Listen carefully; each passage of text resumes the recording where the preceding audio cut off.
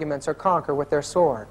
Unfortunately, I feel more and more every day that it is not against Americans of the South alone I am fighting. It is more against the Pope of Rome, his perfidious Jesuits and their blind and bloodthirsty slaves, than against the real American Protestants. Here again, we read from the words of Abraham Lincoln. Those antisocial laws today are written on her banners with blood of 10 million of martyrs. It is under those bloody banners that 6,000 Roman Catholic priests, Jesuits, and bishops in the United States are marching to the conquest of this republic, backed by their 7 millions of blind and obedient slaves. Those laws, which are still the ruling laws of Rome, were the main cause of the last rebellion of the southern states. Yes, without Romanism, the last awful civil war would have been impossible. Jeff Davis would never have dared to attack the North had he not had assurance from the Pope that the Jesuits, the bishops, the priests, and the whole people of the Church of Rome, under the name mask of democracy, would help him. These diabolical anti-social laws of Rome caused the Roman Catholic rear guard to be the man chosen to fire the first gun at Fort Sumter. Is it not an absolute absurdity, says Lincoln, to give to a man a thing which he has sworn to hate, curse, and destroy? And does not the Church of Rome hate, curse, and destroy liberty of conscience when she can do it safely? I am for liberty of conscience in the noblest, broadest, highest sense, but I cannot give liberty of conscience to the Pope and to his followers, the papists, so long as they tell me through their councils, theologian, and canon laws that their conscience orders them to burn my wife, strangle my children, and cut my throat when they find their opportunity. This does not seem to be understood by the people today.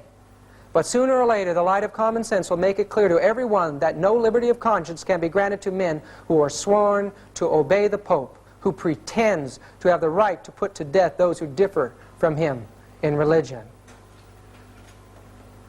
He says the common people see and hear the big noisy wheels of the Southern Confederacy cars. They call them Jeff Davis, Lee, Toombs, Beauregard, Simmons. And they honestly think that they are the motive power, the first cause of our troubles. But this is a mistake, says Lincoln. The true motive power is secreted behind the thick walls of the Vatican, the colleges, schools of the Jesuits, the convents, nuns, and the confessional boxes of Rome. There is a fact which is too much ignored by the American people, and with which I am acquainted only since I became a president. It is that the leading families of the South have received their educated in great part, if not in whole, from the Jesuits and the nuns. Now, after the assassination of Lincoln, this brother Chiniquy is talking in the book. After I mixed my tears with those of the grand country of my adoption, I fell on my knees and asked my God to grant me to show to the world what I knew to be the truth, that horrible crime was the work of popery. And after 20 years of constant and most difficult researches, I came fearlessly today before the American people to say and prove that the President Abraham Lincoln was assassinated by the priests and Jesuits of Rome. In the book of the testimonies given in the prosecution of the assassin of Lincoln, published by Ben Pittman, and in the 2 volumes of the trial of John Surratt in 1867, we have the legal and irrefutable proof that the plot of the assassins of Lincoln was matured, if not started, in the house of Mary Surratt. But who were living in the house at that time? The legal answer is the most devout Catholics in the city. The sworn testimonies show more than that. They show that it was the common rendezvous of the priests of Washington. These people were Roman Catholics. It was a Jesuit conspiracy that destroyed Abraham Lincoln. The church planned the destruction of the world and the regaining of its power through world wars. And this is brought out in this book, The Secret History of the Jesuits. She tried with Bismarck to get him to fight for her, to Kaiser Wilhelm to get him to fight for her. And in time, she brought about the reaction of the Serbians against her effort to force them to Catholicism, an assassination attempt on one behind the Catholic plot. And that led to the First Great War, the First World War. In time, this man, Pius XI, brought to power Mussolini in a desire to regain some political power. In time, in 1929, the Lateran Treaty was signed, and the church was given money and some land. But more than that, prestige again among the nations, and Mussolini was raised to power in Italy.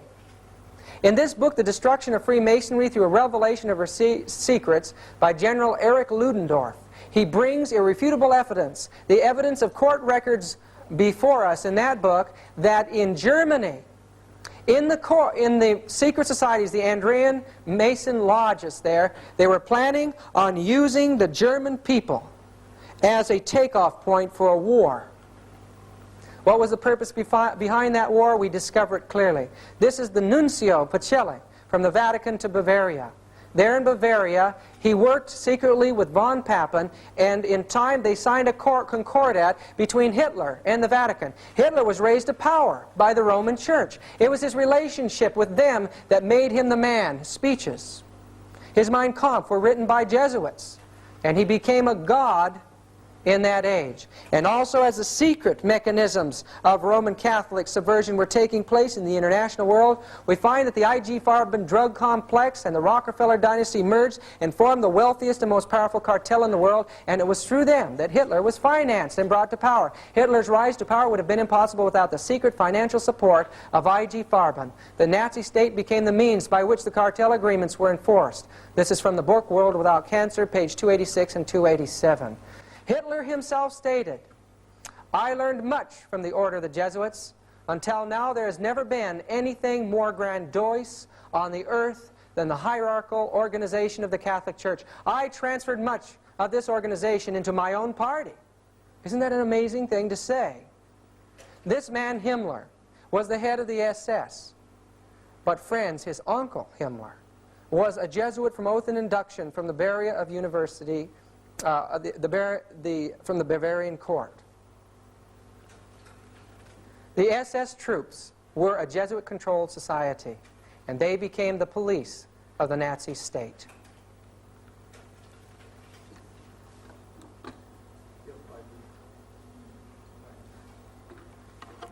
This book, Smokescreens, reveals a tremendous involvement of the Roman Catholic Church in the slaughter of millions of people. Here it quotes Hitler as saying, "As for the Jews, I am just carrying on with the same policy which the Catholic Church has adopted for 1,500 years. Franz von Papen is quoted as saying again in that book, Smokescreens, page 20 by Jack Chick, "The Third Reich is the first world power which not only acknowledges but also puts into practice the high principles of the papacy." What are the high principles of the papacy? What is the plan that the Jewish Church has for its enemies? You can see it in the faces of the people in the concentration camps. That nuncio that worked secretly with von Papen became the Pope after Pius XI. Now Pope Pius XII, supporting Hitler, but in time he saw Hitler's power waning. He was just using Hitler, and in time he turned his attention to the Western world. But what was happening in another country in Europe? Ante Pavelek, the head of the Ustachi state of Croatia, surrounded with Croatian Catholic clergy, in April 1942, he was to Yugoslavia what Hitler was to Germany. There in that state, priests became soldiers, and they worked at the most horrible suffering and slaughter and persecution that the world has ever seen from the time of the Dark Ages. People were tortured to death with spoons and knives and forks, forced to eat their relatives. Eyes were torn out of the sockets and wreathed and handed out among the priests. This is 1942, folks. It shows that if she gains power, she will return to the apostasies of the ancient time. This man was responsible for opening up trade with Russia and recognizing a political connection with Rome. He also placed this Masonic symbol on our dollar. Novus Ordo Seclorum, a new world order. The reverse the seal of the United States of America, according to Manly P. Hall, an expert on Masonic law. Not only were many of the founders of the U.S. government Masons, but they received aid from a secret and august body existing in Europe which helped them to establish the United States for a peculiar and particular purpose known only to the initiated few. The Great Seal, says Hall, was the signature of this exalted body, and the unfinished pyramid on its reverse side is a trestle board setting forth symbolically the task through the accomplishment of which the U.S. government was dedicated from the day of its inception. Who dedicated this country? Many books have been published now that make it clear what took place during the years after the Second World War. First, the Church joined itself to the United States through Cardinal Spellman. Then, Russia, realizing the responsibility that the church had in the Russian Revolution, realized that the entire balance of world power could be swayed by being involved in Vatican politics. So a Catholic Pope now in 1958 comes to the throne in the Vatican. And what does he do? He establishes the Great Vatican Council for bringing the governments and the churches of the world into a great communist society. They invited priests and